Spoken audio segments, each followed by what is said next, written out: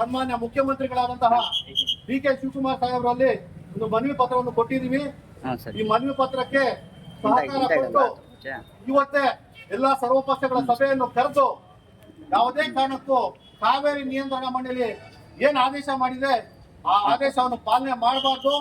ಯಾಕಂದ್ರೆ ಇಲ್ಲಿ ಕುಡಿಯಕ್ ನೀರಿಲ್ಲ, ಜನರು ಕಷ್ಟ ಪಡ್ತಾ ಇದ್ದಾರೆ. ಕಾವೇರಿ ನೀರು ಬೆಂಗಳೂರಲ್ಲಿ ಆಗಿರ್ಬೋದು, ಆ ಕಾವೇರಿ ನಂಬ್ಕೊಂಡಿರುವಂತಹ 12 ಜಿಲ್ಲೆಗಳಾಗಿರ್ಬೋದು, ಆ ನೀರು ಕುಡಿಯಕ್ಕೆ ಉಪಯೋಗಿಸ್ತಾರೆ.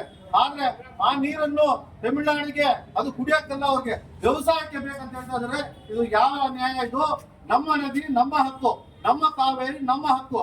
ಆದ್ರೆ ತಮಿಳುನಾಡಿಗೆ ವ್ಯವಸಾಯಕ್ಕೆ ಬಿಡುವಂತ ಕೆಲಸ ಆಗ್ಬಾರ್ದು. ಯಾವುದೇ ಕರ್ನಾಟಕ ಸರ್ಕಾರ ನಮ್ಮ ಕಾವೇರಿ ನೀರನ್ನು ಒಂದು ಹನಿ ನೀರನ್ನು ಸಹ ತಮಿಳುನಾಡಿಗೆ ಬಿಡಬಾರ್ದು. ಒಂದ್ ವೇಳೆ ಬಿಟ್ಟಿದ್ದೆ ಆದಲ್ಲಿ ನಮ್ಮ ಕರ್ನಾಟಕ ರಕ್ಷಣಾ ವೇದಿಕೆ ಹಾಗೂ ಎಲ್ಲಾ ಕನ್ನಡಪರ ಸಂಘಟನೆ ಒಕ್ಕೂಟದ ವತಿಯಿಂದ ಇಡೀ ರಾಜ್ಯದಲ್ಲಿ ಬಂದ್ ಅನ್ನು ನಾವು ಮಾಡ್ತೀವಿ.